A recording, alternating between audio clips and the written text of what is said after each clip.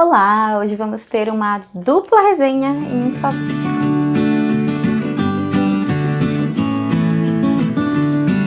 Sejam bem-vindos, pessoas! Hoje eu vim trazer aqui para vocês finalmente um clássico depois de uma série de vídeos sobre livros mais contemporâneos. Eu me propus aqui a falar de clássicos também, então eu venho aqui falar sobre este grande clássico de H.G. Wells e também o quadrinho O Ninguém, que foi inspirado nesta obra como uma forma de homenagear este grande escritor. O Jeff Lemire era admirador do H.G. Wells, então resolveu fazer essa homenagem. E por ter uma abordagem diferente do livro, eu resolvi ler os dois e fazer uma comparação. Então acompanha comigo esta resenha que está muito interessante.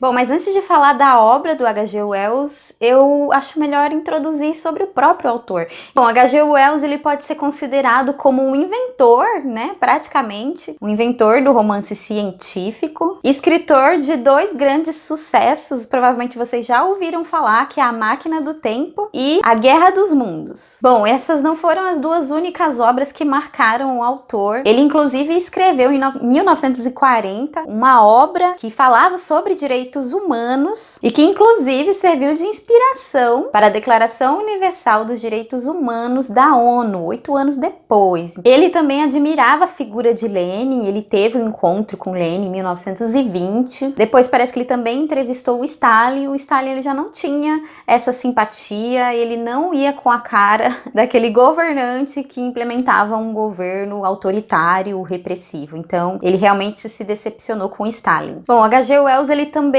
era tutor na área de biologia, então ele tinha conhecimentos, né, sobre biologia, aliás, diversas áreas, né, então isso provavelmente ajudou muito ele a desenvolver a sua imaginação e escrever as suas obras com uma certa convicção, né. E O Homem Invisível traz um pouquinho dessa imaginação, utilizando ali os elementos da ciência, sobre um homem invisível. Esse livro, ele primeiro, na verdade, ele não foi publicado em forma de romance, ele foi publicado de forma seriada em uma revista em 1897. Aí no mesmo ano, seu romance saiu e conquistou muita gente pela estrutura da narração, pela estrutura narrativa do autor. E também porque é um assunto assim que incita a imaginação das pessoas, né? Além dos seus conhecimentos científicos, né, para poder elaborar uma obra assim tão espetaculosa, ele também se inspirou no poema chamado Os Perigos da Invisibilidade, de Gilbert. Bom, e ela já se inicia com o Griffin, que é um sujeito que ele tá cheio de ataduras pelo corpo, todo enfaixado, e ele chega numa cidade pequena chamada Iping, e lógico que ele ia chamar muita atenção, né? Não é um visual nada discreto, de óculos escuros, chapéu, e se hospeda ali naquela cidade. Obviamente todo mundo começou a comentar aquela figura estranha, mas antes a estranheza dele se bastasse ali no visual, né? Ele era um cara assim, ele não era muito assim chegado em amizade, sabe? Ele era muito antissocial, e além de antissocial, quando alguém tentava puxar algum assunto, tentava se aproximar um pouco mais, ele era inteiramente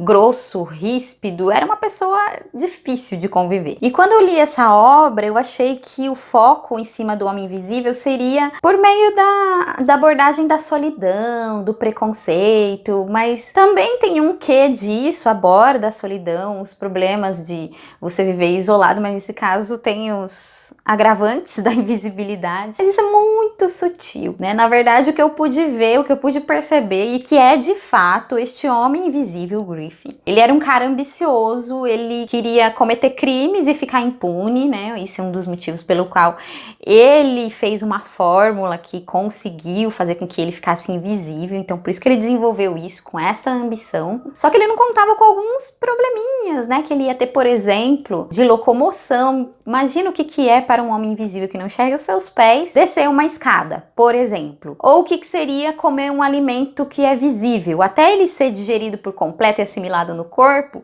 ele vai ficar visível em todo o seu trato digestivo. E tem outro fator também. Ele, para ficar invisível, ele vai ter que ficar pelado, né? Então, nessa cidadezinha para onde ele vai, é um lugar que no inverno fica extremamente frio, que neva. E esse é um outro agravante também para um homem invisível, porque embora ninguém consiga ver quando a neve cai no corpo dele, vai formando aquela silhueta, então ele passa a ser visível, né? Então, essas coisas ele vai contando ali no livro, um pouquinho mais pro final, e ele vai contar, inclusive, também como que ele chegou na fórmula da invisibilidade. Eu não vou contar aqui para vocês, é interessante que vocês leiam. E também como que ele foi descoberto, né? Eu acho interessante que vocês mantenham esse suspense na história, né? Porque se eu contar aqui pra vocês tudo, vocês vão ler assim meio que sabendo, sabe? E mesmo as adaptações de filme que teve, não conta exatamente a história do Homem Invisível. São inspirações no personagem que deu lugar à imaginação de cineastas e quadrinistas, como por exemplo o Jeff Lemire em O Ninguém. Então, como no livro, você tem ali um cara estranho, todo enfaixado, de óculos escuros, chegando a uma cidade muito pequena. Aqui neste caso a cidade se chama Boca Larga. Todos ficam bastante incomodados com aquela presença e rola aquele preconceito, aquele julgamento geral. Menos de uma moça, ela fica interessada em conhecer, na verdade, segundo as palavras dela mesmo, se torna até mesmo uma obsessão em conhecer aquele homem mais de perto. Aquilo, na verdade, não despertou uma repulsa nela, despertou uma curiosidade. Então ela se aproxima dele e eles acabam ficando amigos. Então aqui você já vê uma diferença na personalidade do Homem Invisível, né? Aqui ele é uma pessoa simplesmente calado, uma pessoa quieta, reservada, mas se há alguma aproximação, ele não age de maneira estúpida, rígida, grosseira e agressiva. Vai ter alguns casos de violência aqui, né? Mas aí vocês deixam pra julgar, né? Esse resultado de causa e efeito. Bom, aqui no livro não fica muito claro o que ele pretende nessa cidade. Ele também faz alguns experimentos que aparentemente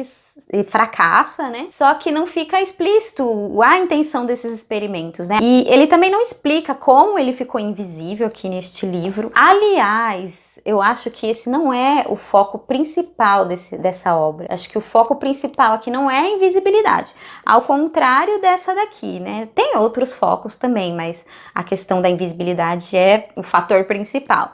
Mas aqui eu acho que é o preconceito. Além disso, aqui também ele fica constantemente tendo uns flashes de um trauma que ele viveu no passado e ele sente culpa por isso. Eu não vou falar pra vocês que trauma que é esse quadrinho, ele é muito curto pra eu estar entregando muita história assim pra vocês. Eu não sei exatamente se vocês pretendem ler ou não, mas caso vocês pretendam ler, saibam que ele tem algum trauma ali que ele fica remoendo e isso tem uma pitada ali, acho que no motivo pelo qual ele vai parar nessa cidade, pelo qual ele vai reverter aquele processo de invisibilidade. Enfim, aqui no quadrinho também, como na obra original, esse homem invisível ele vai ser caçado pela cidade, mas o contrário da obra de H.G. Wells, aqui este homem, a gente não sabe se ele é responsável por um crime que ocorre na cidade, né? Então ocorre esse crime e automaticamente as pessoas começam a desconfiar dele e começam a perseguir até que, e aí vocês vão ter que acompanhar a história e ver qual a finalização disso. Bom, vamos à minha opinião agora sobre este quadrinho, né? Além de ser caro, que na verdade isso não é nem uma opinião, é um fato, eu achei ele muito superficial. Ele tem uma história, uma abordagem bacana, ele tinha tudo para ser um quadrinho excelente. E eu já li O Condado de Essex, do Jeff Lemire. Uma coisa que eu não tinha gostado muito é que eu não senti uma expressividade nos personagens, né? Talvez tenha gente que me xingue. Mas é uma impressão minha, né, gente? Leitura é uma coisa que cada um tem a sua experiência. E naquele Condado de Essex, embora eu gostei muito mais do que esse aqui, nossa, muito mais, eu não consegui sentir essa conexão texto e figura. Aqui eu já percebi nos traços do Jeff Lemire uma transmissão de emoção mais forte. E só que aí eu acho que o texto poderia ter dado uma complementada maior, a história poderia ficar maior, poderia se aprofundar. Eu não sei, eu acho que dava pra fazer uma puta de uma história. Então eu gostei assim do Jeff Lemire, dessa HQ, é porque ele deu esse lado mais emocional pro personagem principal, né? Então ele não é um cara vilão, né? Na verdade a gente não sabe o que ele é, mas a gente já sente uma empatia por ele, coisa que eu não senti pelo Griffin lá na obra do H.G. Wells. Então é isso, eu espero que vocês tenham gostado dessa dica de leitura. Minha avaliação final, obviamente, eu gostei mais do Homem Invisível do que o Ninguém. E mesmo que eu não tivesse lido o Homem Invisível, eu ia achar que o quadrinho Ninguém era um quadrinho médio. Por favor, quem é fã do Jeff Lemire, não me xingue. Como eu falei, leitura é uma experiência pessoal, a gente carrega na nossa leitura todas as nossas experiências de vida, de leitura, e isso influencia em como que a gente vê a obra, né? Então, para mim é médio, mas se você ficou curioso, por que não, né? Leia, Jeff Lemire é um ótimo quadrinista, famosíssimo pela carga emocional que ele coloca nos seus quadrinhos, né? E o H.G. H.G. Wells pela figura, né? Ele foi uma pessoa muito importante, ele tem obras muito importantes, eu pretendo até ler os outros livros dele e quem sabe trazer uma resenha aqui pra vocês, certo? Até a próxima semana, gente. Beijos!